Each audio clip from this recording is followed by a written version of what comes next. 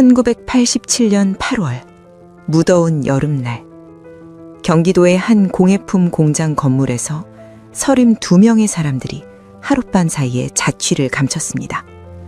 경찰이 수색에 나섰지만 그들은 지구상 어디에서도 발견되지 않았습니다. 마치 연기처럼 사라져버린 것처럼 보였죠. 하지만 며칠 후 공장 식당 천장에서 검붉은 액체가 떨어지기 시작했습니다. 수사관이 천장 판넬을 열었을 때 그곳에는 상상을 초월하는 광경이 펼쳐져 있었습니다. 좁고 낮은 천장 속 32구의 시신이 겹겹이 쌓여 있었습니다. 그들은 왜 그곳에 올라갔을까요? 누가 그들을 그곳으로 이끌었을까요? 그리고 그 좁은 공간에서 그들에게 무슨 일이 벌어진 것일까요? 낙원을 약속받았던 사람들의 끔찍한 최후. 그날의 이야기 속으로 어메이징 미스테리 지금 시작합니다. 초겨울에 차가운 바람이 불어오던 1985년 11월, 경기도 명화시 외곽의 한적한 공단 지역에 천광공예라는 간판을 단 공장이 문을 열었습니다. 공장 건물은 2층 규모의 낡은 구조였지만 입구만은 유난히 화려하게 꾸며져 있었죠. 이 공장의 대표는 당시 45살의 박선영이라는 여성이었습니다. 박선영은 인자한 인상과 부드러운 말투로 지역사회에서 존경받는 인물처럼 보였습니다. 그녀는 인근 시장에서 장을 볼 때면 항상 상인들에게 인사를 건넸고 어려운 이웃을 돕는 일에 앞장섰습니다. 사람들은 그녀를 착한 사업가라고 불렀습니다. 하지만 박선영의 진짜 얼굴은 따로 있었습니다. 공장이 문을 연 지 얼마 지나지 않아 박선영은 본격적으로 사람들을 모으기 시작했습니다. 그녀가 노린 대상은 명확했습니다. 갈 곳 없는 고아, 홀로 사는 노인, 가족에게 버림받은 청년, 빚에 쫓기는 가장들이었죠. 저희는 가족입니다. 여기서는 누구도 외롭지 않습니다. 박선영은 이런 달콤한 말로 사람들을 유혹했습니다. 28살의 청년 김태주는 사업 실패로 수천만 원의 빚을 지고 있었습니다. 채권자들의 독촉에 시달리던 그는 어느 날 박선영의 제안을 받았습니다. 우리 공장에서 일하세요. 숙식을 제공하고 빚도 제가 대신 갚아드리겠습니다. 대신 열심히 일해주시기만 하면 됩니다. 태준에게는 거절할 이유가 없었습니다. 60이 넘은 최순자 할머니도 비슷한 경우였습니다.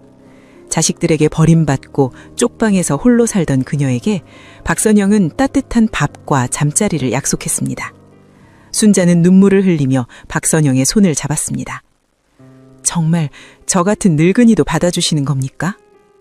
물론입니다. 우리는 모두 평등합니다. 나이도 성별도 과거도 중요하지 않습니다. 이렇게 해서 1명, 2명씩 사람들이 천광공예로 모여들었습니다. 1986년 초가 되자 공장에는 이미 20명이 넘는 사람들이 거주하고 있었습니다. 박선영은 그들에게 가족이라는 이름을 붙여주었고 자신을 어머니라고 부르게 했습니다. 우리는 세상이 버린 사람들입니다. 하지만 여기서는 다릅니다. 우리는 서로를 의지하며 노동을 통해 진정한 평안을 얻을 수 있습니다. 박선영의 말은 절박한 사람들에게 복음처럼 들렸습니다. 처음 몇 달간은 모든 것이 순조로워 보였습니다. 공장에서는 주로 수공예품을 제작했는데 도자기 인형, 나무 장난감, 자수 제품 등이었습니다. 일은 고되었지만 함께 식사하고 함께 자는 공동체 생활은 외로웠던 사람들에게 위안이 되었습니다. 하지만 1986년 여름부터 분위기가 달라지기 시작했습니다. 박선영은 점차 가족들에게 더 많은 것을 요구했습니다. 실로 동시간이 하루 12시간에서 15시간으로 그리고 18시간으로 늘어났습니다. 식사는 점점 부실해졌고 잠자는 시간도 줄어들었습니다. 세상은 우리를 시기합니다. 우리가 더 열심히 일해야만 살아남을 수 있습니다. 박선영의 목소리에는 점점 강압적인 기운이 서리기 시작했습니다. 더 큰 변화는 외부와의 단절이었습니다. 공장 정문에는 높은 담장이 세워졌고 출입문에는 자물쇠가 채워졌습니다. 가족을 만나러 가겠다는 사람에게 아직 때가 아니다 라는 말로 막았습니다. 전화 사용도 금지되었습니다. 외부와의 접촉은 우리의 순수함을 오염시킵니다. 우리는 이곳에서 완전해져야 합니다. 김태주는 점점 불안해졌습니다. 이것은 자신이 원했던 가족이 아니었습니다. 하지만 빚은 이미 박선영이 대신 갚아준 상태였고 그는 떠날 수도 없는 처지가 되어 있었습니다. 어느 날 밤, 태주는 담을 넘어 탈출을 시도했습니다. 하지만 그는 곧 붙잡혔습니다. 박선영은 모든 가족들을 공장 마당에 모았습니다. 배신자가 있습니다. 박선영의 차가운 목소리가 어둠 속에 울려 퍼졌습니다. 태주는 무릎을 꿇은 채 떨고 있었습니다. 이 사람은 우리의 사랑을 저버렸습니다. 정화가 필요합니다. 그날 밤 태준에게 무슨 일이 벌어졌는지 아무도 정확히 알지 못합니다. 다만 며칠 후 그가 다시 나타났을 때 그의 눈빛은 완전히 달라져 있었습니다. 생기라고는 찾아볼 수 없는 마치 인형처럼 변해 있었습니다. 어머니께서 저를 구원해 주셨습니다. 감사합니다. 태주는 기계적으로 그렇게 말했습니다. 그 모습을 본 다른 사람들은 공포에 질렸습니다. 하지만 아무도 입을 열지 못했습니다. 박선영은 가족들에게 서로를 감시하게 만들었습니다. 누군가 불평을 하거나 탈출을 계획하면 즉시 보고하도록 했습니다. 보고하지 않으면 공범으로 간주되었습니다. 공장은 이제 완벽한 감옥이 되었습니다. 창살은 없었지만 보이지 않는 사슬이 모든 사람을 꽁꽁 묶어놓고 있었습니다. 박선영이 낙석했던 낙원은 사실 지옥의 입구였던 것입니다. 밤이 되면 공장 안에서는 이상한 소리가 들렸습니다. 누군가의 신음소리, 채찍소리, 그리고 기도하는 듯한 중얼거림. 하지만 담장 밖의 사람들은 그저 기계가 돌아가는 소리려니 생각했습니다. 1986년이 저물어갈 무렵 천광공회에는 이미 30명이 넘는 사람들이 갇혀 있었습니다. 그들은 자신들이 곧 끔찍한 운명을 맞이하게 될 것이라는 사실을 아직 몰랐습니다. 박선영의 왕국은 점점 더 어둡고 깊은 곳으로 가라앉고 있었습니다. 1986년 봄, 천광공회의 공장 담장은 더욱 높아졌습니다. 3m가 넘는 콘크리트 담장 위에는 철조망까지 설치되었습니다. 박선영은 도둑을 막기 위한 것이라고 말했지만 누구도 그 말을 믿지 않았습니다. 철조망의 날은 안쪽을 향해 있었으니까요. 이제 이곳에서 탈출은 불가능해 보였습니다. 박선영의 통제는 점점 더 교묘해졌습니다. 그녀는 가족들에게 과거를 버리라고 요구했습니다. 세속의 관계는 여러분을 타락시킵니다. 진정한 자유를 얻으려면 모든 것을 내려놓아야 합니다. 어느 날 아침, 박선영은 모든 사람들을 식당에 모았습니다. 오늘부터 새로운 규칙을 시행합니다. 외부 가족과의 편지, 전화, 만남을 모두 금지합니다. 24살의 이현주는 손을 들었습니다. 어머니, 그럼 부모님께는 어떻게 안부를 전합니까? 연로하신데. 박선영의 눈빛이 차갑게 식었습니다. 현주 씨, 진정한 부모는 여기 계십니다. 바로 저입니다. 혈육이라는 것은 육체의 연결일 뿐 영혼의 연결은 아닙니다. 현주는 더 이상 아무 말도 하지 못했습니다. 그날 오후 박선영은 각자에게 종이 한 장씩을 나누어 주었습니다. 그것은 가족에 보내는 결별 편지의 양식이었습니다. 이제 저는 새로운 삶을 살기로 했습니다. 걱정하지 마시고 연락하지 마십시오. 많은 사람들이 눈물로 편지를 썼지만 거부할 수는 없었습니다. 거부하는 순간 김태준처럼 정화의 대상이 되는 것을 모두가 알고 있었으니까요. 박선영은 편지를 모두 수거한 뒤 우체통에 넣었습니다. 그 편지들은 정말 가족에게 전달되었을까요? 아무도 확인할 수 없었습니다. 외부와의 연결이 끊어지자 박선영은 본격적으로 돈을 모으기 시작했습니다. 5월 어느 날 박선영은 32살의 정민호를 불렀습니다. 민호는 과거 작은 회사에서 격리를 했던 경력이 있었습니다. 민호 씨, 당신에게 중요한 임무를 맡기겠습니다. 박선영은 민호에게 두꺼운 서류 뭉치를 건넸습니다. 그것은 배출 신청서였습니다. 이 서류에 서명하세요. 우리의 성로운 사업을 위해 필요한 자금입니다. 대출이요? 하지만 제게는 담보가... 걱정하지 마세요. 제가 다 준비했습니다. 박선영은 가짜 재산증명서와 허위 재직증명서를 만들어두고 있었습니다. 민호의 이름으로 여러 사채업체에서 돈을 빌리려는 계획이었습니다. 민호는 불안했지만 거절할 수 없었습니다. 어머니를 믿으세요. 이 돈은 모두 우리의 미래를 위한 것입니다. 이렇게 해서 민호를 시작으로 가족들의 명의로 수십 개의 가명 계좌가 만들어졌습니다. 박선영은 그들을 데리고 은행과 사채업체를 돌아다녔습니다. 한 명당 평균 500만 원에서 1000만 원씩 30명이 넘는 사람들의 명의로 빌린 돈은 순식간에 수억 원에 달했습니다. 이 돈으로 무엇을 하시는 겁니까? 최순자 할머니가 조심스럽게 물었습니다. 돈은 악마의 산물입니다. 우리가 그것을 거두어들여 정화해야 합니다. 그래야만 세상이 깨끗해집니다. 박선영의 대답은 언제나 모호했습니다. 빌린 돈이 공장 운영에 쓰이는 것 같지는 않았습니다. 식사는 여전히 보리밥과 된장국이 전부였고 작업장의 낡은 기계들도 그대로였습니다. 돈은 도대체 어디로 사라진 것일까요? 6월이 되자 지하실에 이상한 공간이 만들어졌습니다. 가족들은 밤낮이로 동원되어 지하실을 파고 벽을 세웠습니다. 박선영은 그곳을 성스러운 기도실이라고 불렀습니다. 지하실에는 창문이 하나도 없었습니다. 촛불만이 유일한 빛이었습니다. 벽면에는 이상한 문구들이 빽빽하게 쓰여 있었습니다. 순종은 구원이다. 의심은 죄악이다. 어머니는 진리다. 매일 밤 9시가 되면 모든 사람들은 지하 기도실로 내려가야 했습니다. 그곳에서 박선영은 설교를 했습니다. 세상은 우리를 파괴하려 합니다. 언론도 정부도 심지어 여러분의 가족들도 적입니다. 우리를 지킬 수 있는 건 오직 하나, 완전한 순종뿐입니다. 박선영의 목소리는 지하실에서 메아리 쳤습니다. 의심하는 자는 배신자입니다. 질문하는 자는 악마의 종입니다. 사람들은 고개를 숙인 채 예 어머니라고 대답할 뿐이었습니다. 7월 어느 날 18살의 소년 강민수가 지하 기도실에서 쓰러졌습니다. 과로와 영양실조 때문이었습니다. 병원에 데려가야 합니다. 이현주가 소리쳤습니다. 하지만 박선영은 고개를 저었습니다.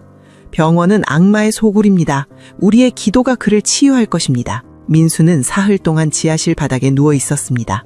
아무도 그를 돕지 못했습니다. 다행히 민수는 간신히 회복했지만 그 후로 그의 몸은 더욱 쇠약해졌습니다. 이 무렵부터 공장에는 외부인의 출입이 완전히 차단되었습니다. 식자재를 배달하는 트럭 기사조차 공장 정문 밖에서 물건을 내려놓고 가야 했습니다. 박선영은 신도중 몇 명을 지정해 물건만 받아오게 했습니다. 외부인이 우리를 보면 시기심이 생깁니다. 우리의 순수함을 보호해야 합니다. 어느 날 오후 공장 담장 밖에서 한 중년 여성의 목소리가 들렸습니다. 현주야, 엄마야, 네 목소리 좀 들려자. 이현주의 어머니였습니다. 딸에게서 이상한 편지를 받고 찾아온 것이었습니다. 현주는 작업장에서 그 목소리를 들었습니다. 눈물이 왈칵 쏟아졌습니다. 하지만 대답할 수 없었습니다. 박선영의 측근들이 사방에서 지켜보고 있었으니까요. 어머니는 1시간 넘게 담장 밖에서 딸을 불렀습니다. 현주야, 엄마가 잘못했어. 제발 나와. 같이 집에 가자. 하지만 담장 안은 침묵으로 일관했습니다. 결국 어머니는 경찰을 불렀습니다. 경찰 2명이 공장 정문 앞에 섰습니다. 박선영이 직접 나왔습니다. 그녀는 온화한 미소를 지으며 경찰에게 말했습니다. 무슨 일이십니까? 신고가 들어와서요. 이현주라는 사람이 여기 있습니까? 네, 있습니다. 하지만 본인이 자발적으로 여기서 일하고 있습니다. 박선영은 현주를 불렀습니다. 현주는 떨리는 다리로 정문까지 걸어왔습니다. 박선영의 측근 2명이 양옆에 서 있었습니다. 현주 씨, 어머니가 찾아오셨는데 만나시겠습니까? 현주는 고개를 저었습니다. 저는 여기서 일하고 싶습니다. 어머니께 걱정하지 말라고 전해주세요. 현주의 목소리는 기계적이었습니다. 마치 미리 연습한 대사를 읊는 것 같았습니다. 경찰은 더 이상 할 수 있는 일이 없었습니다. 본인이 원한다는데 강제로 데려갈 수는 없는 일이었으니까요. 현주의 어머니는 울부짖으며 떠나야 했습니다. 그날 밤 현주는 지하 기도실에서 혹독한 정화를 받았습니다. 가족에 대한 미련을 버리지 못한 것은 큰 죄입니다. 박선영의 차가운 목소리가 지하실에 울려 퍼졌습니다. 1986년 가을, 천광공에는 완벽한 밀폐 공간이 되었습니다. 안에 갇힌 32명의 사람들은 이제 바깥 세상과 완전히 단절되었습니다. 그들에게 남은 것은 오직 박선영의 명령뿐이었습니다. 사채업자들에게서 빌린 돈의 이자는 눈덩이처럼 불어났지만 아무도 그 사실을 몰랐습니다. 빚 독촉장은 모두 박선영이 가로챘으니까요. 보이지 않는 사슬은 점점 더 단단해졌습니다. 그리고 그 사슬의 끝에는 끔찍한 운명이 기다리고 있었습니다. 1987년 3월, 이른 봄의 차가운 바람이 공장 담장을 흔들었습니다. 그날 오후 2시, 천광공의 정문 앞에 검은색 승용차 3대가 멈춰섰습니다. 차에서 내린 사람들은 모두 6명, 건장한 체격의 사내들이었습니다. 그들은 사채업자들이었습니다. 문 열어! 선두에 선 사내가 정문을 발로 걷어찼습니다. 쾅 소리와 함께 녹슨 자물쇠가 떨어져 나갔습니다. 작업장에서 일하던 신도들이 움찔했습니다. 박선영은 급히 밖으로 나갔습니다. 무슨 일이십니까? 무슨 일이냐고? 돈 갚으러 왔지. 사내는 주머니에서 서류 뭉치를 꺼내 박선영 앞에 내던졌습니다. 그것은 연체 독촉장이었습니다. 3개월째 이자도 안 갚고 있잖아. 원금만 3억이 넘어. 이자 합치면 4억이야, 4억. 박선영은 침착하게 대답했습니다. 조금만 시간을 주십시오. 곧 갚겠습니다. 시간? 개소리 하지 마. 작년부터 똑같은 소리만 하잖아. 사내는 박선영의 멱살을 잡았습니다. 오늘 당장 1억이라도 안 갚으면 여기 있는 것들 다 때려 부수고 사람들 전부 데려갈 거야. 알아들어? 박선영의 얼굴이 굳었습니다. 하지만 그녀에게는 돈이 없었습니다. 신도들 명의로 빌린 수억 원은 이미 어딘가로 사라진 뒤였으니까요. 일주일만 주십시오. 제발. 일주일? 좋아. 딱 일주일이야. 그때까지 돈 없으면 이 공장 문 닫고 너도 끝장이야. 사채업자들은 공장을 한 바퀴 돌며 물건들을 둘러보았습니다.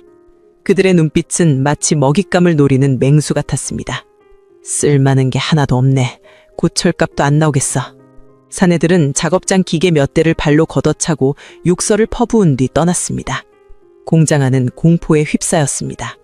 그날 밤 박선영은 핵심 간부 5명을 지하 기도실로 불렀습니다.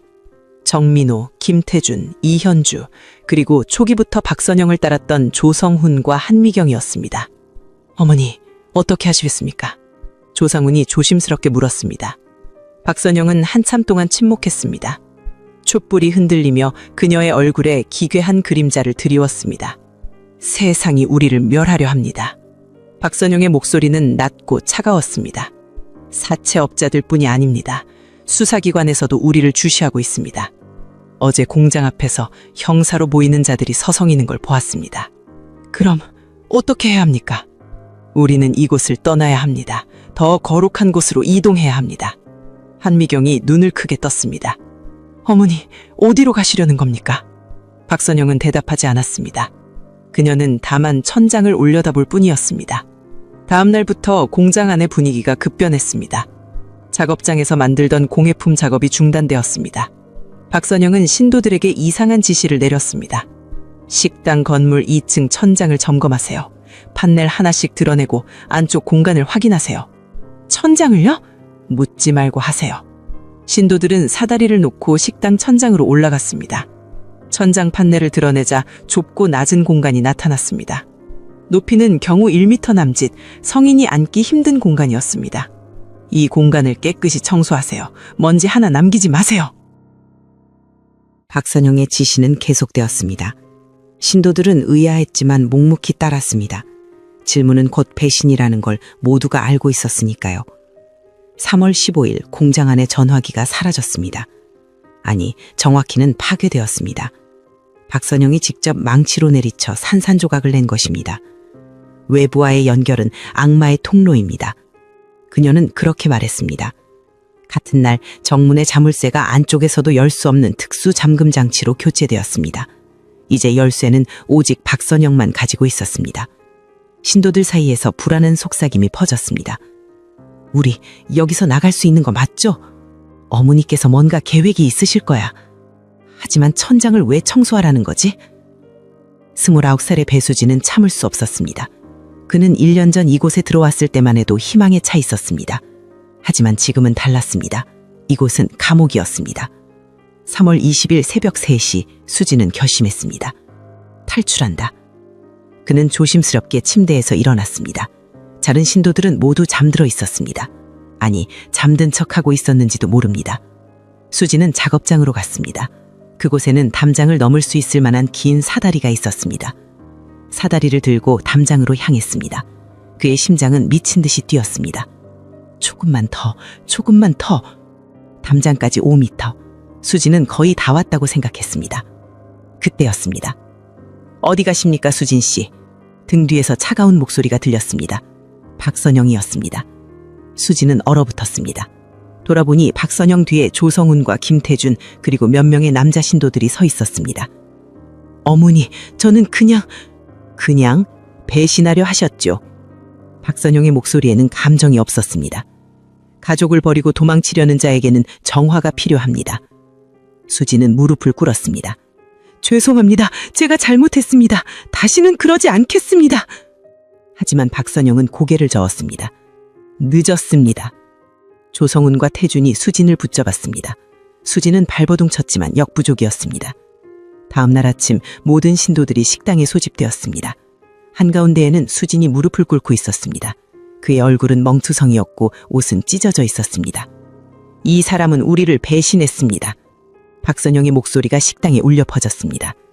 배신자의 대가는 무엇입니까? 영원한 어둠입니다. 박선영은 조성훈에게 고개를 끄덕였습니다. 조성훈은 수진의 팔을 비틀어 일으켰습니다. 지하실로 데려가세요. 수진은 질질 끌려갔습니다. 그의 비명소리가 점점 멀어지더니 곧 지하에서 철컥하는 문 닫는 소리가 들렸습니다. 그 후로 아무도 배수진을 보지 못했습니다.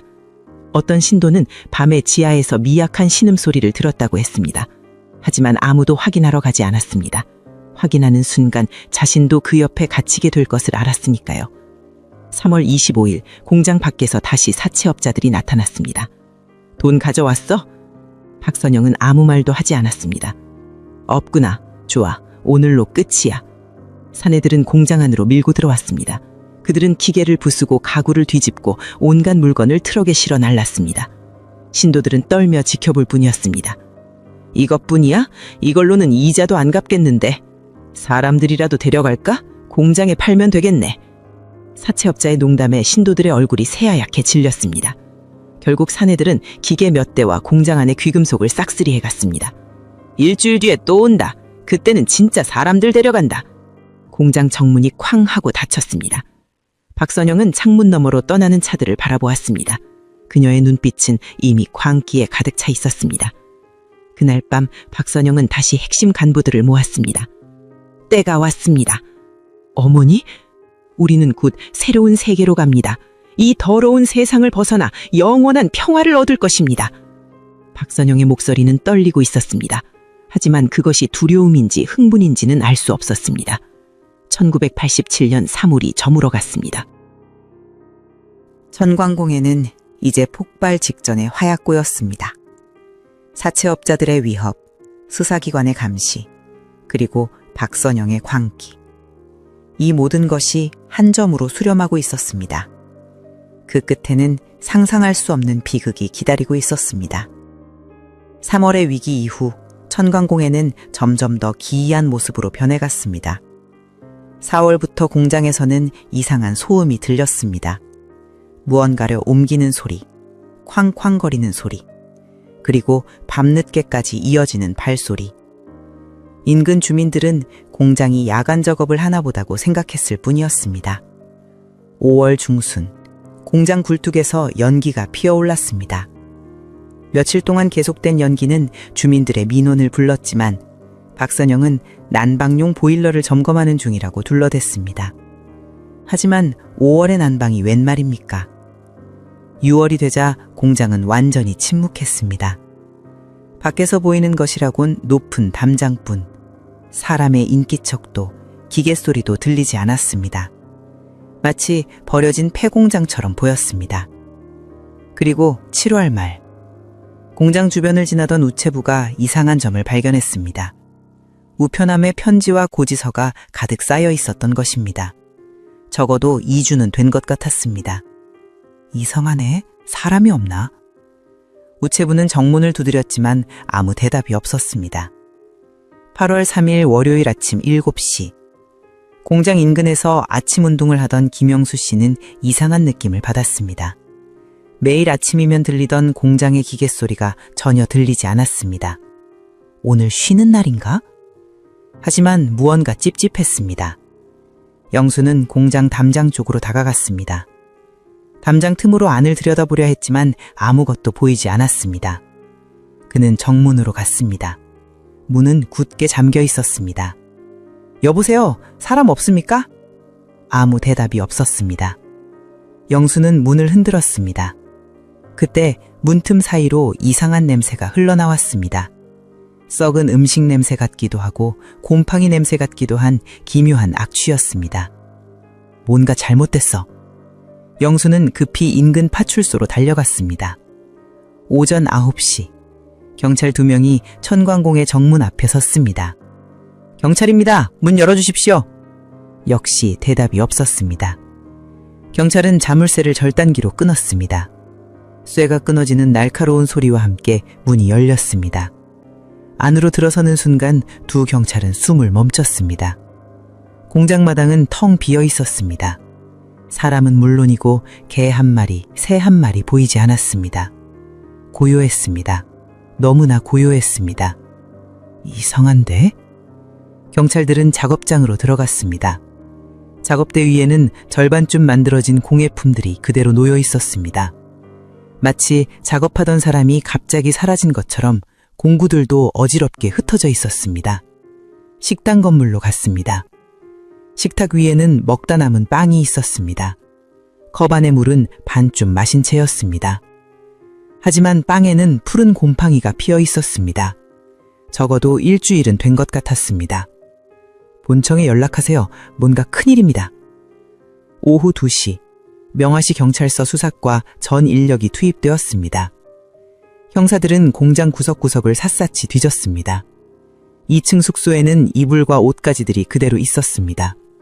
세면도구도 놓여 있었습니다. 한 형사가 자랍을 열었습니다. 안에는 신분증과 통장이 그대로 있었습니다. 이게 발이 됩니까? 사람이 도망가면서 신분증을 두고 갑니까?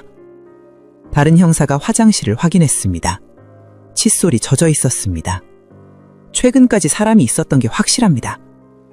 가장 충격적인 것은 지하실이었습니다. 지하로 내려가는 계단은 어둡고 습했습니다. 형사들은 손전등을 켜고 조심스럽게 내려갔습니다. 지하실 벽면에는 이상한 글귀들이 빽빽하게 쓰여 있었습니다. 순종은 구원, 의심은 죄악, 어머니는 진리. 바닥에는 쇠사슬이 놓여 있었습니다. 그리고 한쪽 구석에는 채찍과 몽둥이 같은 것들이 보였습니다. 이건 고문도구 아닙니까? 형사들의 얼굴이 굳었습니다. 더 안쪽으로 들어가자 작은 독방 같은 공간이 나왔습니다. 문에는 밖에서만 열 수 있는 빗장이 걸려 있었습니다. 문을 여는 순간 형사들은 뒷걸음질했습니다. 독방 안에서는 지독한 악취가 풍겼습니다. 바닥에는 배설물과 핏자국이 뒤섞여 있었습니다. 누군가 여기 갇혀 있었던 것이 분명했습니다. 배수진. 한 형사가 중얼거렸습니다. 하지만 사람은 없었습니다. 오후 5시 수사본부가 설치되었습니다. 경찰은 공장 주변 주민들을 대상으로 긴급조사를 시작했습니다. 최근에 이상한 점 못 보셨습니까? 글쎄요, 원래도 폐쇄적인 곳이라 한 2주 전부터는 정말 조용하더라고요. 사람이 나가는 걸 보신 적 있습니까? 없어요. 밤낮으로 문이 잠겨 있었으니까요. 우체부도 조사를 받았습니다. 7월 20일쯤부터 우편물을 안 가져갔습니다. 그 전까지는 누군가 매일 나와서 가져갔거든요. 경찰은 신도명부를 확보했습니다. 박선영을 포함해 총 32명의 이름이 적혀 있었습니다. 32명이 하룻밤 사이에 증발했다는 겁니까? 수사팀장은 믿을 수 없다는 표정이었습니다. 공항과 항만을 확인하세요. 기차역 버스터미널도요. 32명이 동시에 움직이면 누군가 봤을 겁니다. 8월 4일 전국에 수배령이 내려졌습니다. 박선영과 주요 간부들의 얼굴이 신문 일면에 실렸습니다. 32명 집단 실종 사건이라는 제목과 함께. 하지만 며칠이 지나도 단서는 나오지 않았습니다. 공항에서는 해당 인물들의 출국 기록이 없었습니다. 기차역과 버스터미널에서도 목격자가 없었습니다. 항만에서도 밀항 정황이 발견되지 않았습니다. 32명이 어떻게 흔적도 없이 사라질 수 있습니까? 수사팀은 혼란에 빠졌습니다. 한 형사가 가설을 제시했습니다. 집단 인신매매 아닙니까? 누군가 이들을 납치해서 32명을 한꺼번에요? 말이 안 됩니다. 그럼 해외 밀항? 흔적이 하나도 없는데요? 모든 가설이 막혔습니다. 8월 7일, 경찰은 공장에 남아있던 하급 신도 3명을 찾아냈습니다. 그들은 실종 당일 공장에 없었던 사람들이었습니다. 박선영이 시장에 심부름을 보냈던 이들이었죠. 그날 무슨 일이 있었습니까? 형사가 물었지만 그들은 고개를 저었습니다. 모릅니다. 저희가 돌아왔을 때는 이미 아무도 없었습니다. 박선영이 어디로 갔는지 아십니까? 세 사람은 대답 대신 이상한 말을 했습니다. 어머니께서 더 높은 곳으로 가셨습니다. 더 높은 곳? 예, 어머니께서 우리를 구원하러 오실 것입니다. 형사는 답답했습니다. 이들의 눈빛은 공허했고 마치 최면에 걸린 것처럼 같은 말만 반복했습니다. 박선영은 범죄자입니다. 사기죄와 감금죄로 수배 중입니다. 하지만 하급 신도들은 귀를 막았습니다. 거짓말입니다. 어머니는 우리를 사랑하십니다. 수사는 완전히 미궁에 빠졌습니다. 언론은 매일 이 사건을 대서특필했습니다. 21세기 미스테리, 현대판 신선노름, 온갖 추측과 소문이 난무했습니다. 하지만 진실은 아무도 몰랐습니다. 32명의 사람들은 마치 공기 중으로 녹아버린 듯 사라졌습니다. 그들이 어디로 갔는지, 살아있는지 죽었는지조차 알 수 없었습니다. 경찰은 전국을 뒤졌습니다. 산속, 폐가, 지방 공장들. 하지만 어디에서도 그들의 흔적은 발견되지 않았습니다. 8월 중순, 수사팀장은 한숨을 쉬었습니다. 32명이 어떻게 이렇게 완벽하게 사라질 수 있단 말입니까? 아무도 대답하지 못했습니다. 그들은 멀리 있지 않았습니다. 가장 가까운 곳, 누구도 상상하지 못한 바로 그곳에 있었습니다. 천장 위에 말입니다. 8월 29일 토요일 오전 10시. 실종사건 발생 26일째. 수사는 여전히 제자리 걸음이었습니다. 경찰은 마지막으로 공장 건물을 재수색하기로 결정했습니다. 혹시 놓친 단서가 있을지 모릅니다. 처음부터 다시 뒤집어 봅시다. 수사팀장 최형철 형사의 지시에 따라 5명의 형사가 공장으로 들어갔습니다. 오전 11시 20분, 38살의 강민수 형사가 식당 건물을 재점검하고 있었습니다. 그는 15년 경력의 베테랑이었지만 이번 사건만큼은 도무지 실마리를 잡을 수 없었습니다. 32명이 흔적도 없이 사라진다는 게 말이 되나? 민수는 식당 안을 천천히 둘러보았습니다. 먼지 쌓인 식탁, 굳어버린 음식물, 깨진 그릇들. 그때였습니다. 똑! 머리 위에서 무언가 떨어졌습니다. 민수는 손으로 머리를 만졌습니다. 끈적한 액체가 묻어났습니다. 손을 보는 순간 그의 얼굴이 굳었습니다. 검붉은 색이었습니다. 민수는 천천히 고개를 들어 천장을 올려다보았습니다. 천장 판넬 틈새에서 액체가 방울방울 떨어지고 있었습니다. 코를 찌르는 악취가 났습니다. 그것은 썩은 고기 냄새였습니다. 팀장님! 민수의 외침에 다른 형사들이 달려왔습니다. 저기, 천장을 보십시오. 최형철 팀장이 천장을 올려다보았습니다. 그의 얼굴이 창백해졌습니다. 사다리 가져와! 형사 한 명이 급히 작업장에서 사다리를 가져왔습니다. 최영철은 사다리를 타고 천장으로 올라갔습니다. 그는 천장 판넬 하나를 조심스럽게 밀어 올렸습니다. 순간 지독한 악취가 쏟아져 내렸습니다. 최영철은 구역질을 참으며 손전등을 켰습니다. 불빛이 천장 속을 비추는 순간 으악! 최영철은 사다리에서 떨어질 뻔했습니다. 아래에서 형사들이 급히 그를 붙잡았습니다. 팀장님, 무슨 일입니까? 최영철은 대답하지 못했습니다. 그는 그저 떨리는 손으로 천장을 가리킬 뿐이었습니다. 강민수가 사다리를 타고 올라갔습니다. 그 역시 천장 안을 들여다보는 순간 얼어붙었습니다. 좁고 낮은 천장 공간, 가로 5m, 세로 3m, 높이는 고작 1m 남짓한 그 비좁한 공간에 사람들이 가득했습니다. 아니, 정확히는 시신들이었습니다. 본청에 즉시 연락하십시오. 민수의 목소리는 떨리고 있었습니다. 오후 1시 국립과학수사연구소 요원들이 도착했습니다. 방독면을 쓴 감식반원들이 천장으로 올라갔습니다. 그들은 하나하나 천장 판넬을 드러냈습니다. 드러난 광경은 인간의 상상을 초월했습니다. 32구의 시신이 천장 속에 겹겹이 쌓여 있었습니다. 무더운 8월의 열기 속에서 시신들은 심하게 부패해 있었습니다. 천장 구조물이 그 무게를 견디지 못해 휘어져 있었습니다. 가장 안쪽 천장 공간의 중앙 부분에는 한 여성의 시신이 누워 있었습니다. 화려한 한복 차림이었습니다. 붉은색과 금색이 섞인 마치 왕족이 입는 듯한 옷이었습니다. 박선영이었습니다. 그녀의 주변으로 다른 시신들이 원을 그리며 둘러싸고 있었습니다. 마치 여왕을 호위하는 신하들처럼 배치되어 있었습니다. 사진 찍으세요. 배치 상태를 정확히 기록해야 합니다. 감식반장의 지시에 따라 사진사가 플래시를 터뜨렸습니다. 섬광이 어둠 속 시신들을 비췄습니다. 오후 3시, 시신들을 천장에서 내리는 작업이 시작되었습니다. 첫 번째로 내려진 시신은 입구 쪽에 있던 젊은 남성이었습니다. 법의가 시신을 살폈습니다. 손목에 끈이로 묶인 흔적이 있습니다. 그리고 목에 압박 흔적이 선명합니다. 자살입니까? 아닙니다. 타살 가능성이 높습니다. 목을 졸린 흔적이지 목을 맨 흔적이 아닙니다. 두 번째, 세 번째 시신도 마찬가지였습니다. 대부분 목에 압박 흔적이 있었습니다. 이건 집단 살해입니다. 법의의 말에 현장이 술렁였습니다. 하지만 이상한 점이 있었습니다. 저항한 흔적이 없습니다. 네? 손톱 밑에 피부 조직도 없고 방어 상처도 없습니다. 마치 순순히 당한 것처럼 보입니다. 오후 5시, 14번째 시신을 내렸을 때였습니다. 한 감식 요원이 천장 안쪽 벽면에서 무언가를 발견했습니다. 글씨가 있습니다.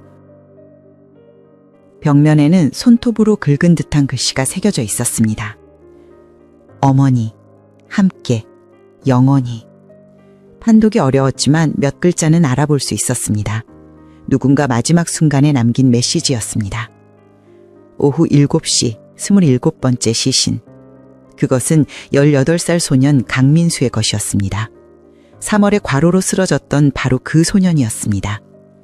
민수의 시신은 유난히 말라 있었습니다. 뼈만 앙상하게 남은 모습이었습니다. 이 아이는 오래전부터 영양실조 상태였습니다.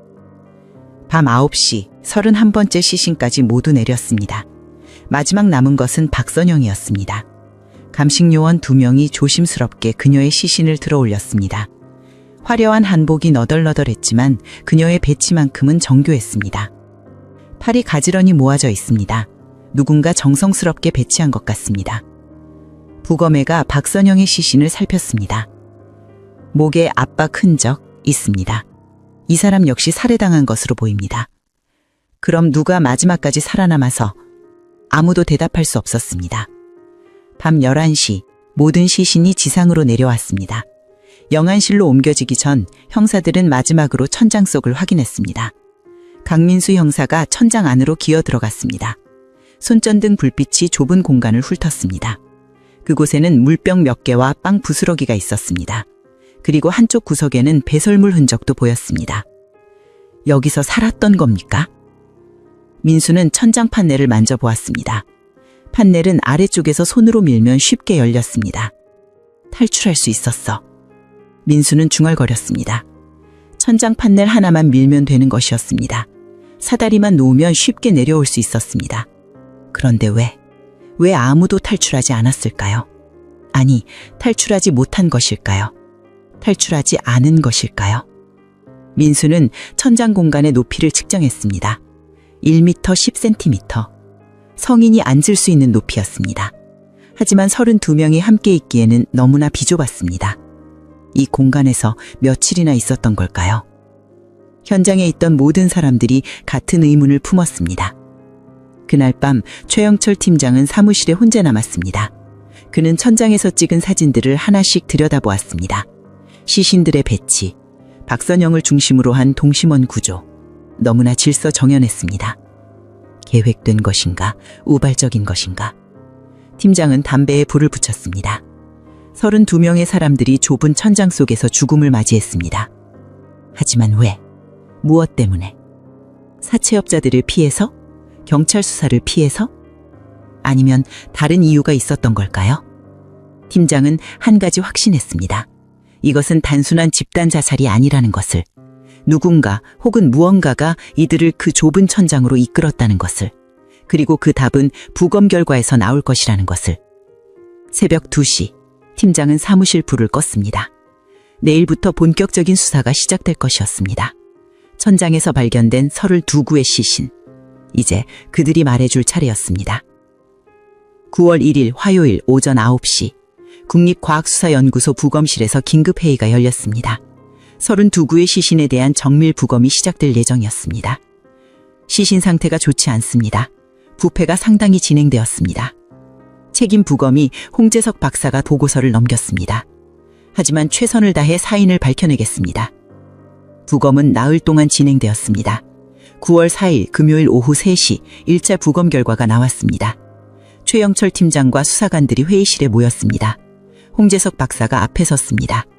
결론부터 말씀드리겠습니다. 32명 중 29명의 사인은 질식사입니다. 목을 졸렸다는 말씀입니까? 그렇습니다. 경부 압박에 의한 질식사가 명확합니다. 박사는 사진 자료를 넘겼습니다. 하지만 이상한 점이 있습니다. 약물 반응이 전혀 검출되지 않았습니다. 수면제나 마취제를 쓰지 않았다는 겁니까? 네, 혈액과 위 내용물을 분석했지만 어떤 약물도 나오지 않았습니다. 회의실이 술렁였습니다. 그럼 깨어있는 상태에서 목이 졸렸는데 저항 흔적은요? 홍 박사는 고개를 저었습니다. 그게 더 이상합니다. 손톱 및 조직검사, 방어상처, 몸부림친 흔적 아무것도 없습니다. 말이 안 됩니다. 사람이 목 졸리면서 가만히 있을 수가 없지 않습니까? 저도 그렇게 생각합니다. 하지만 검시 결과가 그렇습니다. 한 수사관이 질문했습니다. 혹시 먼저 기절시킨 건 아닙니까? 둔기에 의한 타박상이나 뇌진탕 흔적도 없습니다. 외상이 전혀 없다는 게 정확한 표현입니다. 최영철 팀장이 끼어들었습니다. 박사님, 그럼 이 사람들이 자발적으로 목이 졸리는 걸 받아들였다는 겁니까? 의학적으로는 설명이 안 됩니다. 하지만 현장 증거와 부검 결과를 종합하면 그렇게 추정할 수밖에 없습니다. 회의실은 침묵에 빠졌습니다. 홍 박사가 다음 장을 넘겼습니다. 두 번째 이상점입니다. 시신들의 영양 상태가 매우 불량했습니다. 특히 젊은 층일수록 심했습니다. 장기간 굶었다는 말씀입니까? 최소 몇 달은 제대로 먹지 못한 상태였습니다. 일부는 괴혈병 초기 증세도 보였습니다. 박사는 잠시 멈췄다가 말을 이었습니다. 그리고 마지막으로 박선영의 시신에서 특이점이 발견되었습니다. 어떤 특이점입니까? 왼쪽 팔 안쪽에 주사 자국이 있었습니다. 비교적 최근에 생긴 것으로 보입니다. 무슨 약물입니까? 그게 확인이 안 됩니다. 부패 때문에 성분 분석이 어렵습니다. 최영철은 메모를 했습니다. 나머지 3명은요? 나머지 3명은 사인이 달랐습니다. 2명은 아사, 1명은 탈진사로 보입니다. 아사요? 네, 위 내용물이 전혀 없었고 심한 탈수 상태였습니다. 천장에서 며칠 동안 있으면서 굶어 죽은 것으로 추정됩니다. 수사관 중 1명이 물었습니다. 천장에 물병이 있었다고 하지 않았습니까? 물병은 텅 비어 있었습니다. 처음에는 있었지만 다 떨어진 것 같습니다. 회의가 끝난 후 최영철 팀장은 수사팀을 소집했습니다. 상황을 정리하겠습니다. 팀장은 화이트보드에 타임라인을 그렸습니다. 7월 20일경 32명이 천장으로 올라갔습니다. 8월 3일 실종 신고, 8월 29일 발견, 최소 열흘, 최대 한 달 이상 천장에 있었을 가능성이 있습니다. 한 형사가 손을 들었습니다. 팀장님, 한 가지 가설을 세워봤습니다. 말해보세요. 박선영이 먼저 핵심 간부들에게 자신을 죽이도록 시켰습니다. 그 다음 간부들이 일반 신도들을 차례로 죽였습니다. 마지막 생존자가 스스로 목숨을 끊었을 수 있습니다. 근거는요? 시신 배치입니다. 박선영이 중앙에 있고 주변으로 간부급 인물들이 배치되어 있습니다. 그리고 가장자리로 갈수록 하급 신도들입니다. 최영철은 고개를 끄덕였습니다. 일리 있습니다. 하지만 그는 부검 사진을 가리켰습니다. 29명이 질식사했습니다. 한두 명도 아니고 29명을요. 그 좁은 공간에서 차례차례 목을 조르는데 아무도 도망가지 않았다? 믿기 어렵습니다. 다른 형사가 끼어들었습니다. 세뇌입니다. 완전히 세뇌당한 겁니다. 그 정도로 세뇌가 됩니까? 종교 집단에서는 가능합니다. 교주의 말이 곧 법이 되는 겁니다. 논쟁이 이어졌지만 결론은 나지 않았습니다. 9월 7일 수사팀은 다른 가능성을 검토하기 시작했습니다. 제3자 개입설은 어떻습니까? 강민수 형사가 제안했습니다. 박선영을 포함한 전원이 누군가에 의해 살해당할 가능성입니다. 32명을 한꺼번에요? 조직적으로 한다면 가능합니다. 무장한 사람 대여섯 명이면 충분합니다. 최영철은 생각에 잠겼습니다. 동기는요? 빚입니다. 박선영이 빌린 돈의 행방을 추적해야 합니다. 바로 그날 오후 수사팀은 중요한 단서를 발견했습니다.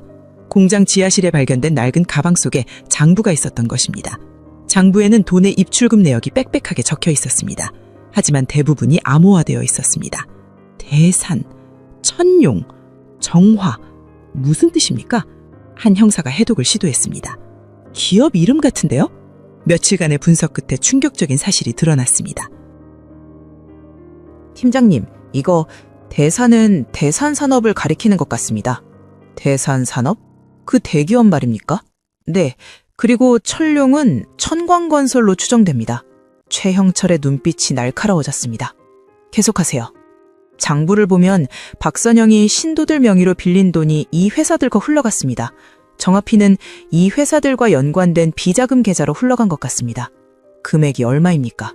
확인된 것만 5억 원이 넘습니다. 회의실이 술렁였습니다. 9월 10일 수사팀은 대산산업본사를 방문했습니다. 하지만 벽에 부딪혔습니다. 저희는 천광공예와 아무 관계가 없습니다. 대산산업법무팀 변호사는 단호했습니다. 장부에 분명히 기록이 그건 위조된 것입니다. 법적 조치를 취하겠습니다. 수사팀은 손쓸도리가 없었습니다. 결정적인 물증이 부족했습니다. 9월 15일 더욱 놀라운 일이 벌어졌습니다. 회계 전문가 윤석호 씨가 갑자기 외국으로 떠난 것입니다. 어디로 갔습니까? 미국이라고 합니다. 급한 개인 사정이라고. 최영철은 주먹으로 책상을 쳤습니다. 개인 사정? 지금 이 상황에? 며칠 후 윤석호의 가족에게 연락이 왔습니다. 하지만 그는 돌아오지 않았습니다. 수사는 또다시 막혔습니다. 상부에서는 압력이 들어왔습니다. 대기업과 연루된 의혹은 신중하게 다뤄라. 확실한 증거 없이 언론에 흘리지 마라. 최영철은 답답했습니다. 9월 20일 수사팀은 최종 회의를 열었습니다. 현재까지 확인된 사실입니다. 최영철은 보고서를 읽었습니다. 32명이 천장에서 사망했습니다. 대부분 질식사, 약물 반응 없음, 저항 흔적 없음, 박선영의 팔에 주사 자국, 그리고 사라진 수억 원의 돈. 결론은요? 결론은 아직 없습니다. 침묵이 슬렀습니다. 두 가지 가능성이 있습니다. 첫째, 집단 자살, 박선영의 세뇌에 의한 자발적 죽음. 둘째, 집단 살해, 제3자가 이들을 몰살하고 천장에 유기. 어느 쪽입니까? 둘 다 설명이 안 됩니다. 집단 자살치고는 너무 계획적이고 집단 살해치고는 현장 증거가 없습니다. 한 형사가 조심스럽게 말했습니다. 팀장님, 혹시 둘 다일 수도 있지 않을까요? 무슨 뜻입니까? 일부는 자살하고 일부는 타살당한 겁니다. 박선영이 핵심 인물들에게 자살을 강요하고 거부하는 사람들은 강제로. 최영철은 고개를 저었습니다. 추측만으로는 부족합니다. 증거가 필요합니다. 하지만 증거는 나오지 않았습니다. 시신들은 말이 없었습니다. 천장은 침묵했습니다. 그리고 진실은 여전히 어둠 속에 갇혀 있었습니다. 9월이 저물어 갔습니다. 언론은 여전히 이 사건을 다뤘지만 새로운 정보는 없었습니다. 사람들의 관심도 서서히 식어갔습니다. 하지만 최영철만은 포기하지 않았습니다. 그는 매일 밤 사무실에 남아 자료를 뒤졌습니다. 놓친 단서가 있을 거라 믿었습니다. 천장에서 발견된 32구의 시신. 그들은 왜 그곳에 올라갔을까요? 누가 그들을 죽였을까요? 그리고 사라진 돈은 어디로 갔을까요? 답은 여전히 멀었습니다. 1987년 겨울이 지나고 1988년 봄이 왔습니다. 최영철 팀장은 사건을 놓지 않았습니다.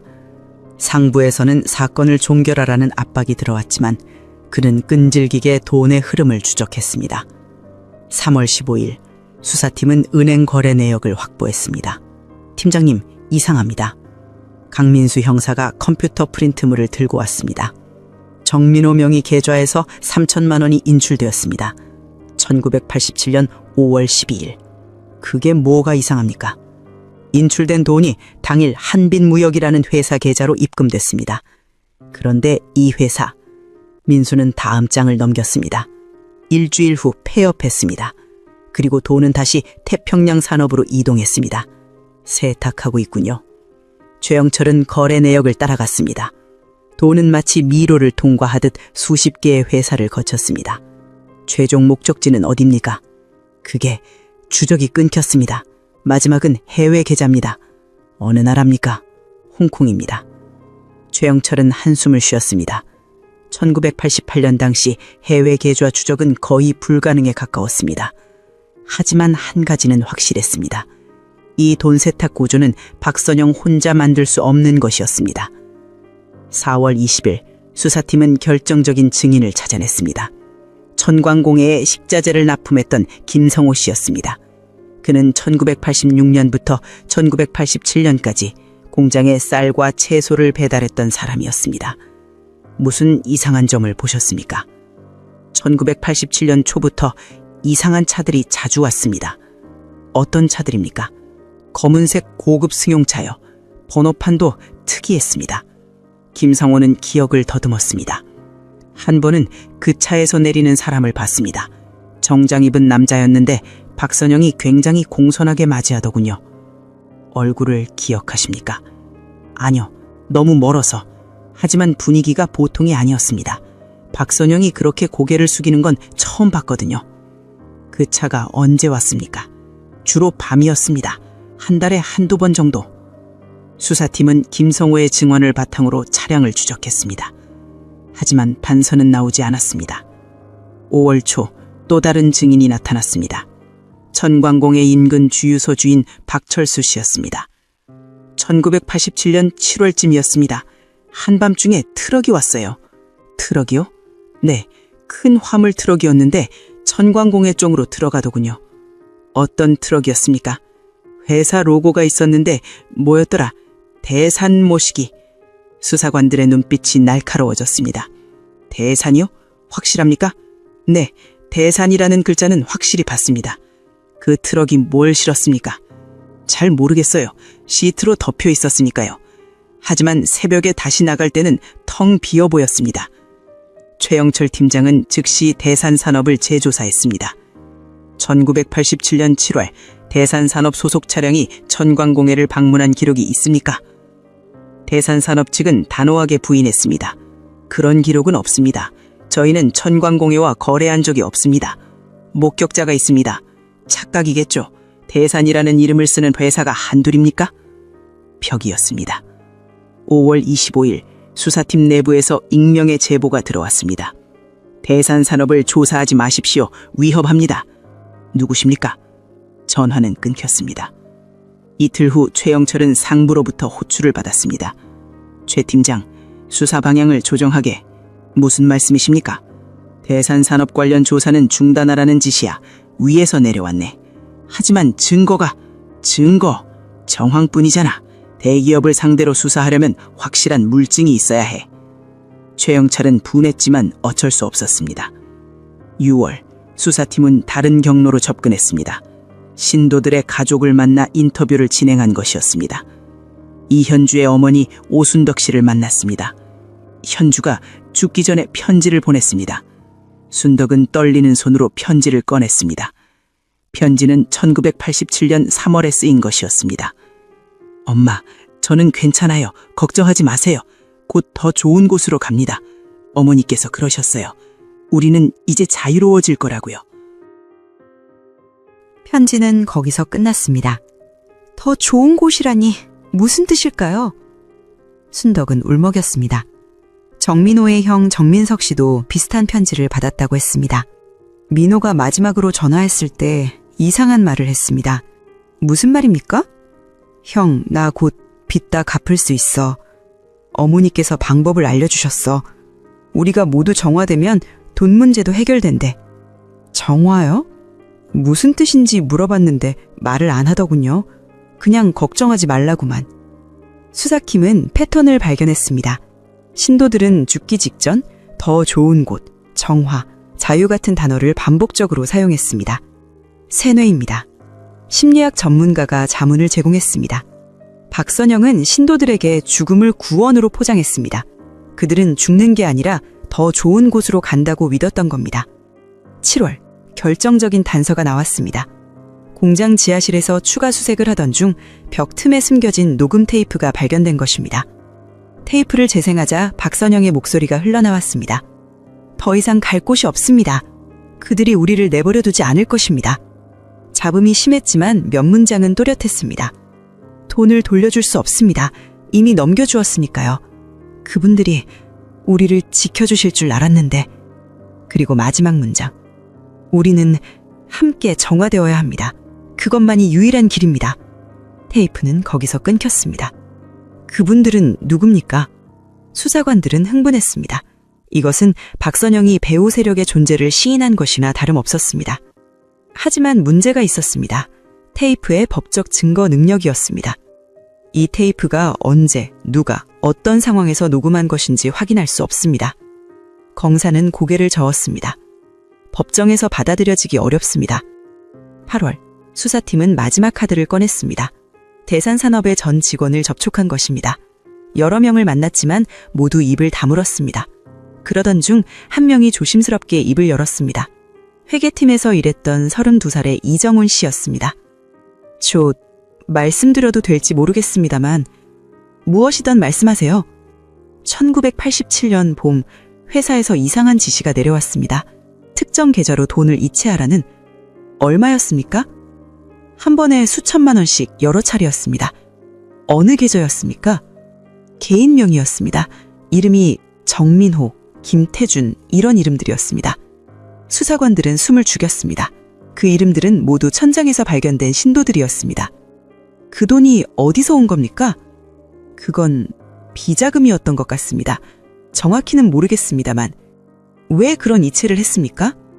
저도 몰랐습니다. 그냥 지시대로. 이정우는 떨고 있었습니다. 이 얘기 아무한테도 하지 마세요. 제발. 왜 그러십니까? 전에 이 일을 알고 있던 동료가 있었습니다. 윤석호라고. 그 친구가 미국으로 갔다고 하는데. 이정우는 목소리를 낮췄습니다. 사실 가기 전날 그 친구한테 전화가 왔습니다. 굉장히 무서워하더군요. 누가 자기를 따라다닌다고. 지금은요? 연락이 안 됩니다. 미국 어디 있는지도 모르겠고. 이정훈과의 인터뷰를 마치고 나오는 길 최영철은 뒤를 돌아봤습니다. 검은 승용차 한 대가 멀찍이 서 있었습니다. 차 안의 사람은 보이지 않았지만 분명 누군가 있었습니다. 감시받고 있군. 최영철은 직감했습니다. 9월, 마지막 희망이 꺼졌습니다. 이정훈이 갑자기 진술을 번복한 것입니다. 제가 착각했습니다. 기억이 잘못됐어요.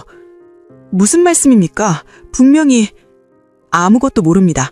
더 이상 연락하지 마세요. 이정훈은 전화를 끊었습니다. 다시 연락을 시도했지만 받지 않았습니다. 일주일 후 이정훈은 회사를 그만두고 지방으로 내려갔습니다. 수사는 완전히 막혔습니다. 사라진 수억 원의 돈, 그 돈은 유령 의사를 거쳐 어디론가 사라졌습니다. 대산산업의 연결고리는 있었지만 증명할 수 없었습니다.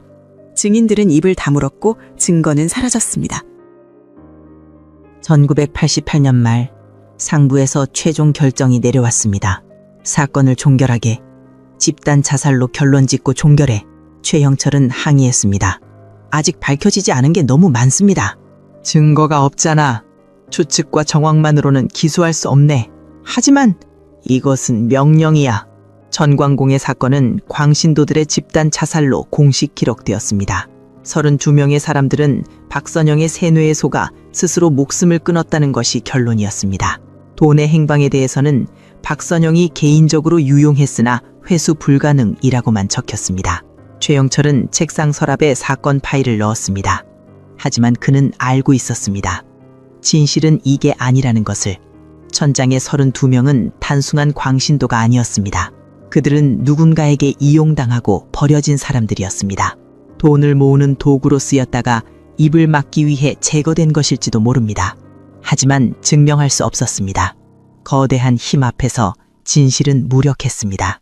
1989년 2월 사건 종결 석 달 후 한 지방신문에 작은 기사가 실렸습니다. 전광공의 생존자 침묵계다 라는 제목이었습니다. 기사를 쓴 기자는 프리랜서 임수연이었습니다. 그녀는 사건 당시 공장에 있었지만 살아남은 하급신도 3명 중 1명과 접촉에 성공했습니다. 경찰 조사 때는 왜 말하지 않았습니까? 임수연이 물었습니다. 26살의 한미선은 고개를 숙였습니다. 무서웠습니다. 그리고 믿어주지 않을 것 같았어요. 지금은 말할 수 있습니까? 미선은 한참을 망설이다 입을 열었습니다. 박선영은 평소에도 이상한 연습을 시켰습니다. 어떤 연습입니까? 죽음의 연습이요. 임수연은 메모를 했습니다. 1986년 가을부터였습니다. 지하 기도실에서 밤마다 모였어요. 박선영이 말했습니다. 우리는 하나로 연결되어 있다. 죽음은 새로운 탄생이다. 미선의 목소리가 떨렸습니다. 처음에는 그냥 말로만 했어요. 하지만 점점 실제로 연습하게 했습니다. 실제로요? 서로의 목에 손을 올려놓는 연습이요. 이것이 구원의 길이다. 두려워하지 마라. 박선영은 계속 그렇게 말했습니다. 미선은 눈물을 닦았습니다. 이현주 언니가 울었어요. 무섭다고 했죠. 하지만 박선영은 차갑게 말했습니다.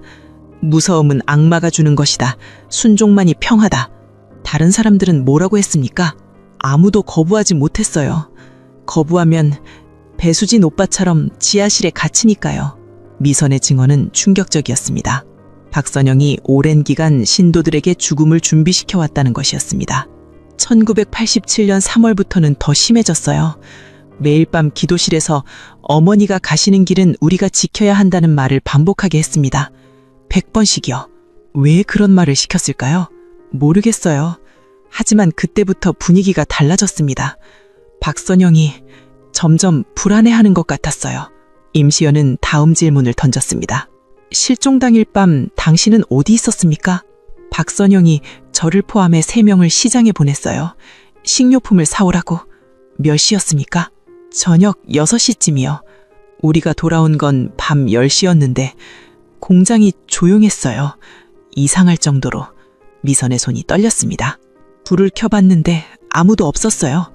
식당에는 먹다만 음식이 있었고 작업장에는 공구들이 어질러져 있었어요. 하지만 사람은 한 명도 없었습니다. 어디로 갔다고 생각했습니까? 처음에는 집단으로 어디 갔나 싶었는데 정문이 안에서 잠겨 있었어요. 열쇠도 없이. 그날 밤 미선과 2명의 생존자들은 공장 안을 샅샅이 뒤졌다고 했습니다. 하지만 아무도 찾지 못했습니다. 천장을 보지 않았습니까? 임수연이 물었습니다. 왜 천장을 봐야 한다고 생각했겠습니까? 누가 천장에 올라갈 거라고 상상이나 했겠습니까? 미선은 손으로 얼굴을 감쌌습니다. 기사가 나간 후 임수연 기자에게 익명의 전화가 걸려왔습니다. 또 다른 생존자를 만나고 싶습니까? 남성의 목소리였습니다. 당신은 누구십니까? 중요하지 않습니다. 내일 오후 3시 명화시 중앙공원 벤치에 나오십시오. 전화가 끊겼습니다. 다음 날 임수연은 공원에 나갔습니다. 벤치에는 40대 중반의 남성이 앉아 있었습니다. 그는 모자를 깊이 눌러쓰고 있었습니다. 저는 조성훈의 형입니다. 조성훈은 박선영의 핵심 간부 중 한 명이었습니다. 천장에서 발견된 시신 중 하나였습니다. 동생이 죽기 일주일 전에 전화를 했습니다.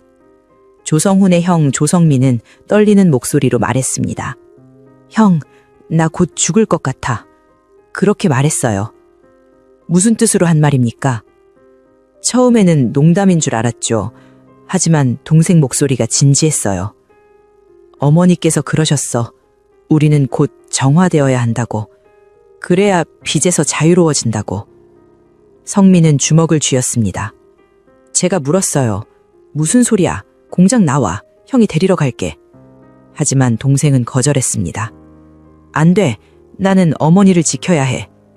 그게 마지막이었습니까? 아니요. 동생이 한마디 더 했습니다. 성민은 눈을 감았습니다. 형, 만약 내가 죽으면 어머니만 탓하지 마. 다른 사람들도 있어. 정장 입은 남자들. 그 사람들이 뭐라고 했습니까? 거기까지였어요. 갑자기 전화가 끊겼습니다. 다시 걸어도 받지 않았어요. 성민은 손수건으로 눈을 닦았습니다. 경찰에 이 얘기를 했습니까? 했습니다. 하지만 믿어주지 않았어요. 동생이 정신이 온전치 않았던 것 같다고만 하더군요. 임수연은 메모했습니다. 정장 입은 남자들. 며칠 후 임수연은 또 다른 증언을 확보했습니다. 천광공회 근처에 살던 야간 경비원 윤태식 씨의 증언이었습니다. 1987년 7월 말이었습니다. 밤 11시쯤. 태식은 당시를 떠올렸습니다. 공장 쪽에서 찻소리가 들렸어요. 이상했죠. 보통 그 시간에는 조용했거든요. 어떤 차였습니까? 검은 승용차 2대였습니다. 번호판은 못 봤어요. 하지만 차가 고급차였던 건 기억합니다. 차에서 누가 내렸습니까? 정장 입은 남자들이요. 서너 명쯤 됐던 것 같아요. 태식은 당시 담배를 피우며 멀리서 지켜봤다고 했습니다. 그 남자들이 공장 안으로 들어갔어요. 30분쯤 지났을 때 소리가 들렸습니다. 무슨 소리였습니까? 고함 소리요. 누가 크게 싸우는 것 같았어요. 여자 목소리도 들렸고. 박선영입니까? 아마도요. 확실하지는 않지만. 태식은 무서워서 그 자리를 떠났다고 했습니다. 하지만 1시간쯤 후 다시 그쪽을 봤을 때 차들은 사라져 있었습니다. 경찰한테 신고하지 않았습니까? 그때는 그냥 싸우는 줄만 알았어요. 설마 그게. 태식의 증언은 중요했습니다. 만약 사실이라면 실종 직전에 외부인이 공장을 방문했다는 뜻이었습니다. 임수연은 이 증언들을 모아 기사를 썼습니다. 천광공의 사건, 집단 자살인가 집단 살해인가. 기사가 나가자 반응이 뜨거웠습니다. 사람들은 의문을 제기하기 시작했습니다. 하지만 경찰의 반응은 차갑했습니다. 이미 종결된 사건입니다. 추가 수사 계획은 없습니다. 공식 발표였습니다. 임수연은 포기하지 않았습니다. 그녀는 최영철 전 팀장을 찾아갔습니다. 최영철은 이미 지방으로 발령받은 상태였습니다. 팀장님은 어떻게 생각하십니까? 정말 집단 자살이었을까요? 최영철은 한참 동안 침묵했습니다. 기록으로는 그렇습니다. 하지만 팀장님 생각은요? 최영철은 창밖을 바라보았습니다. 기자님, 어떤 진실은 너무 크고 무거워서 밝혀낼 수 없습니다. 무슨 뜻입니까? 제가 할 말은 여기까지입니다. 최영철은 자리에서 일어났습니다. 하지만 한 가지는 확실합니다. 천장의 32명은 스스로 올라간 게 아닙니다. 누군가 혹은 무언가가 그들을 그곳으로 몰아넣었습니다. 3월 말 국가에서 공식 발표가 나왔습니다. 천광공의 사건은 박선영의 쇠뇌에 의한 집단 자살로 최종 결론, 추가 조사 없음. 발표문에는 단 한 줄이 추가되었습니다. 루머와 근거 없는 유포는 법적 조치 대상임. 경고였습니다. 임수연의 기사는 더 이상 게재되지 않았습니다. 신문사에서 압력이 들어왔기 때문입니다. 생존자들도 다시 입을 다물었습니다. 한미선은 흔적도 없이 사라졌고 조성민은 연락이 끊겼습니다. 야간 경비원 윤태식은 진술을 번복했습니다. 제가 착각했습니다. 아무것도 본 게 없어요. 모든 증언이 사라졌습니다. 1989년 여름, 사건은 역사 속으로 묻혔습니다. 천광공의 건물은 철거되었고 그 자리에는 아파트가 들어설 예정이었습니다. 하지만 공사는 시작되지 않았습니다. 인부들이 거부했기 때문입니다. 밤마다 이상한 소리가 들린다는 소문이 돌았습니다. 결국 그 땅은 수년간 방치되었습니다. 32명의 목소리는 침묵했지만 그들의 억울함은 여전히 그곳에 남아 있었습니다. 1990년 4월, 천광공의 사건이 일어난 지 3년이 흐른 시점입니다. 대부분의 사람들은 이 사건을 잊어가고 있었습니다. 언론도 정부도 더 이상 이 사건을 언급하지 않았습니다. 하지만 프리랜서 기자 임수연은 포기하지 않았습니다. 4월 12일, 그녀는 우연한 기회에 중요한 단서를 얻었습니다. 명화시 우체국에서 일하는 한 직원이 그녀에게 연락을 해온 것입니다. 기자님, 보여드릴 게 있습니다. 직원은 주변을 살피며 봉투 하나를 건넸습니다. 이게 뭡니까? 1987년 7월 25일에 접수된 편지입니다. 수취인 주소가 잘못되어 반송되었는데 보관함에서 발견했습니다. 임수연은 봉투를 확인했습니다. 발신인은 박선영이었습니다. 편지 수취인은 서울시 영등포구 삼화빌딩 501호로 되어 있었습니다. 하지만 그 주소는 존재하지 않는 곳이었습니다. 열어봐도 됩니까? 벌써 열어봤습니다. 읽어보세요. 임수연은 떨리는 손으로 편지를 꺼냈습니다. 필체는 급하게 쓴 듯 흐트러져 있었습니다.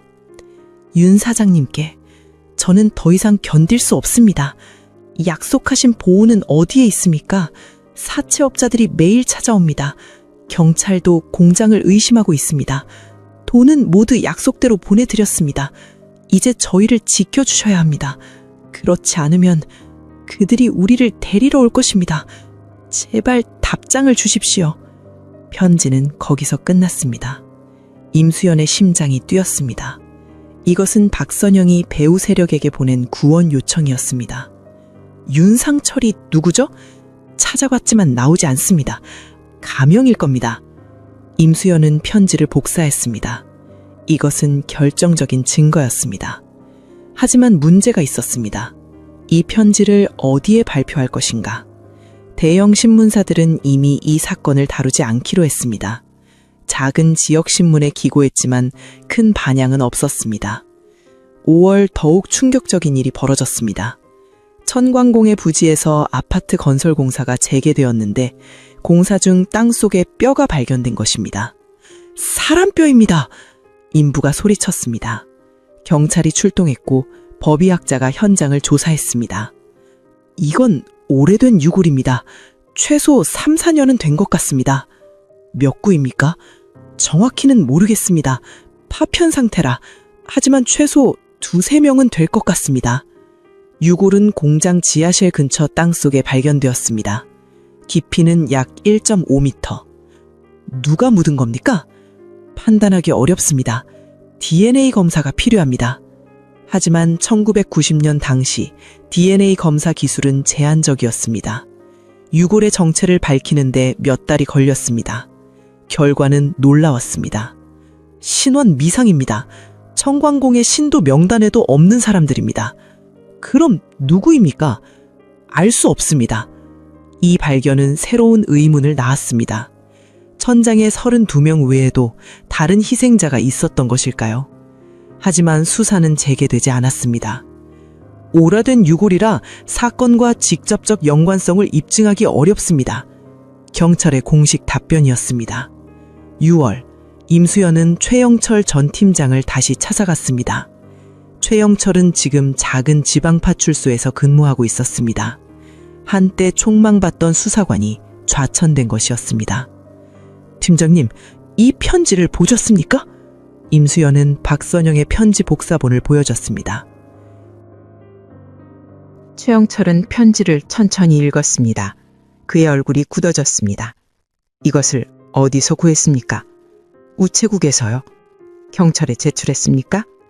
했습니다. 하지만 받아주지 않았습니다. 증거 능력이 없다고. 최영철은 한숨을 쉬었습니다. 기자님, 이 사건은 끝났습니다. 하지만 진실은... 진실? 최영철은 쓴웃음을 지었습니다. 기자님은 아직도 진실이 밝혀질 거라고 믿으십니까? 그는 책상 서랍을 열었습니다. 안에는 두꺼운 파일이 들어있었습니다. 제가 3년 동안 모은 자료입니다. 최영철은 파일을 펼쳤습니다. 사진, 메모, 증언 녹취록이 빼곡했습니다. 보십시오. 천장의 시신 배열 사진입니다. 사진 속 시신들은 너무나 질서정연하게 배치되어 있었습니다. 32명이 스스로 이렇게 배치할 수 있을까요? 불가능합니다. 최영철은 다음 사진을 넘겼습니다. 박선영의 시신입니다. 팔이 가지런히 모아져 있습니다. 마치 누군가 정성스럽게 놓은 것처럼. 누가 놓았다는 겁니까? 마지막 생존자? 아니면... 최영철은 말을 멈췄습니다. 아니면 외부인입니다. 증거가 있습니까? 없습니다. 하지만 저는 확신합니다. 최영철은 또 다른 메모를 꺼냈습니다. 야간 경비원 윤태식의 증언입니다. 검은 승용차, 정장 입은 남자들. 그들이 공장에 들어간 시각은 7월 28일 밤 11시, 그리고 32명이 실종된 것은 그 직후입니다. 우연이 아니라는 말씀이군요. 우연일 리 없습니다. 최영철은 창밖을 바라보였습니다. 제 생각에 그날 밤 공장에서 무슨 일이 벌어졌습니다. 박선영과 외부인들 사이에 충돌이 있었고 결과적으로 32명 전원이... 그는 말을 잇지 못했습니다. 살해당했다는 겁니까? 모릅니다. 확신할 수는 없습니다. 하지만 최영철은 파일을 덮었습니다. 한 가지는 확실합니다. 이들은 스스로 천장에 올라간 게 아닙니다. 누군가 그들을 그곳에 전시했습니다. 전시요? 네, 보여주기 위해서요. 보라, 이것이 배신의 대가다 라고. 임수연은 소름이 돋았습니다. 그럼 누구에게 보여준 겁니까? 그건 제가 밝히지 못한 부분입니다. 최영철은 서랍을 닫았습니다. 기자님, 제 충고를 들으십시오. 이 사건에서 손을 떼십시오. 왜요? 위험합니다. 이 사건 뒤에는 우리가 상대할 수 없는 힘이 있습니다. 최영철은 자신의 전출 명령서를 보여줬습니다. 저는 이 사건을 조사했다는 이유로 좌천되었습니다. 제 후배 중 한 명은 원인 모를 교통사고로 다쳤습니다. 증인들은 하나둘 사라졌습니다. 그래도 포기할 수 없습니다. 그럼 조심하십시오. 7월 임수연은 마지막 시도를 했습니다. 그녀는 모든 증거를 종합해 긴 기사를 썼습니다. 제목은 천광공의 사건의 숨겨진 진실이었습니다. 하지만 어떤 신문사도 게재를 거부했습니다. 너무 민감한 내용입니다. 증거가 불충분합니다. 법적 문제가 될 수 있습니다. 모두가 같은 이유를 댔습니다. 결국 임수연의 기사는 빛을 보지 못했습니다. 8월, 천광공의 부지에 아파트 공사가 완료되었습니다. 새 건물이 세워졌고 사람들이 이사를 왔습니다. 그곳에서 무슨 일이 있었는지 아는 사람은 이제 거의 없었습니다. 하지만 이사 온 주민들은 곧 이상한 점을 발견하기 시작했습니다. 밤마다 들리는 기묘한 소리, 설명할 수 없는 냉기, 갑자기 고장나는 전등. 여기 뭔가 있는 것 같아요. 한 주민이 속삭였습니다. 하지만 관리사무소는 단순한 소문이라며 무시했습니다. 9월, 최영철은 은퇴를 앞두고 있었습니다. 그는 마지막으로 천광공의 사건 파일을 정리했습니다. 모든 자료를 박스에 담았습니다. 언젠가는 진실이 밝혀지겠지. 그는 혼잣말을 했습니다. 하지만 그 언젠가가 올지는 아무도 몰랐습니다. 1990년이 저물어 갔습니다. 천광공의 사건은 역사 속으로 완전히 묻혔습니다. 32명의 목소리는 침묵했고 그들의 이름은 잊혀졌습니다. 하지만 천장 위에서 멈춰버린 그들의 시간은 여전히 멈춰 있었습니다. 누군가는 알고 있었습니다. 그날 밤 무슨 일이 벌어졌는지. 하지만 그들은 말하지 않았습니다. 그리고 아마도 영원히 말하지 않을 것입니다. 1991년 여름, 천광공의 사건이 일어난 지 4년이 흘렀습니다. 명화시에 세워진 아파트 단지는 이제 평범한 주거 공간이 되었습니다. 아이들이 놀이터에서 뛰어놀고, 주부들이 장을 보러 나가고, 직장인들이 출퇴근을 합니다. 하지만 가끔 비가 오는 날이면 이상한 일이 일어납니다. 201동 3층에 사는 김영희 씨는 비 오는 날만 되면 창문을 꼭 닫습니다. 왜 그러세요? 이웃이 물으면 그녀는 대답하지 않습니다. 말할 수 없기 때문입니다. 비 오는 날이면 그녀는 냄새를 맡습니다. 아무도 모르는 그녀만 아는 그 냄새를. 1987년 8월 29일 천장이 열렸을 때의 그 악취. 영희는 당시 수사에 참여했던 경찰관의 아내였습니다. 남편은 그날 이후 악몽에 시달렸고 결국 명예퇴직을 했습니다. 여보, 잊어요. 이미 끝난 일이에요. 그녀는 남편을 위로했지만 정작 자신도 잊을 수 없었습니다. 6월 어느 날 명화시 도서관에 한 남자가 찾아왔습니다. 최영철이었습니다.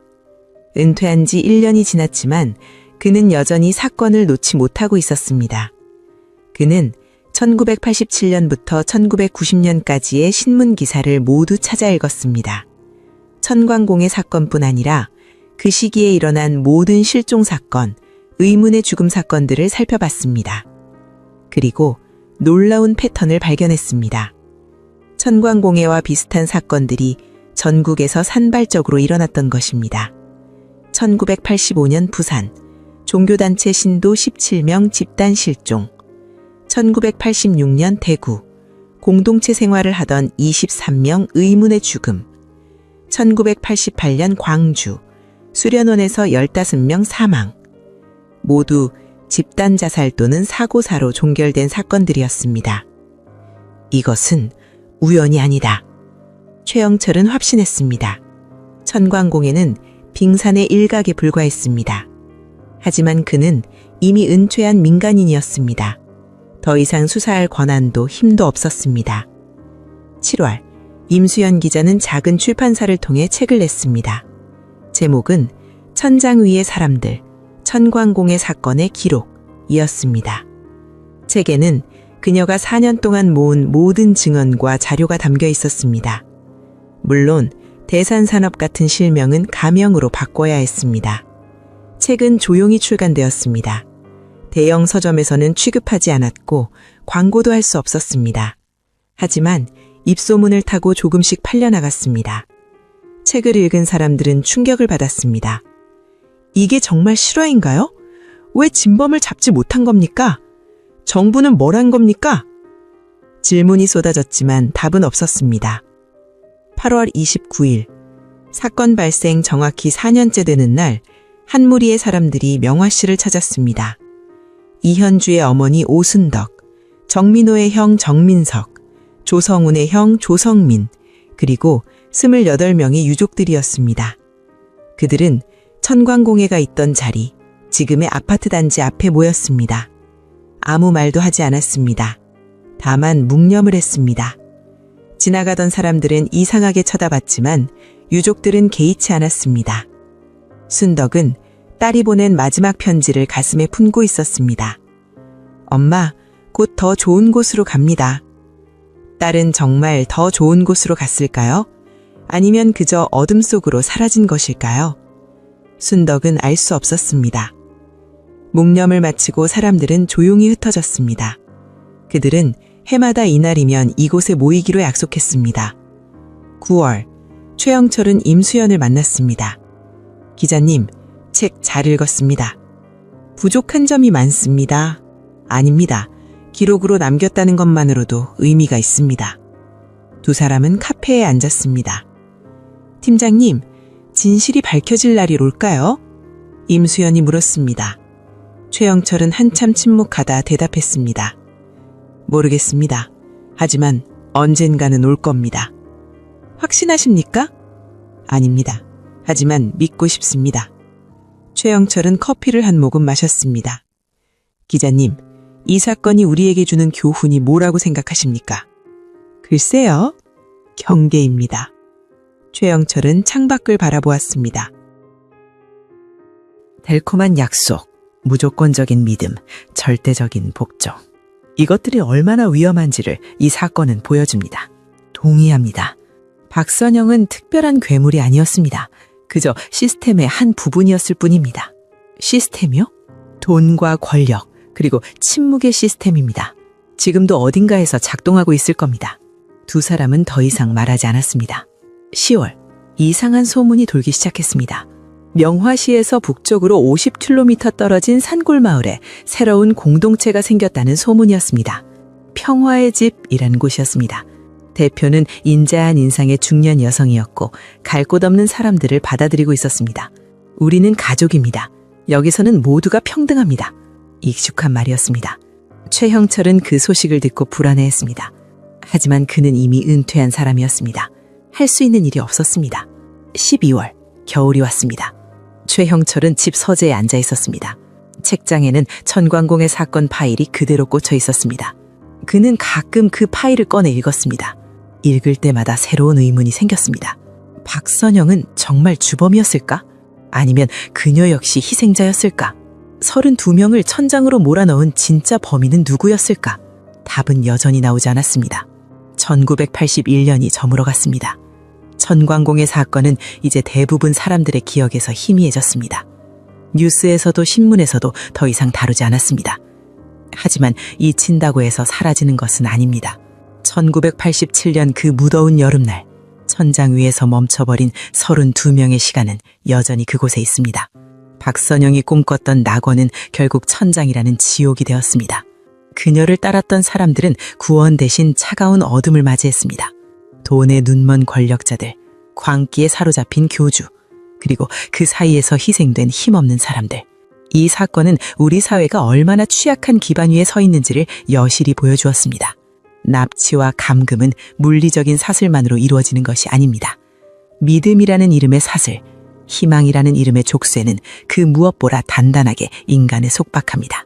지금도 우리 주변 어딘가에서는 제2의 박선영이 달콤한 낙원을 약속하며 사람들을 유혹하고 있을지도 모릅니다. 그 달콤한 약속 뒤에 숨겨진 서늘한 진실을 보지 못한다면 우리 역시 그 어두운 천장 아래에 갇히게 될 것입니다. 1987년 8월 29일 천장에서 발견된 32명. 그들은 우리에게 묻고 있습니다. 당신이 믿는 것은 정말 믿을 만한 것입니까? 당신을 구원한다는 그 손은 정말 당신을 위한 것입니까? 그리고 마지막으로 당신은 정말 자유롭습니까? 끝까지 시청해주셔서 감사합니다. 지금까지 어메이징 미스터리였습니다.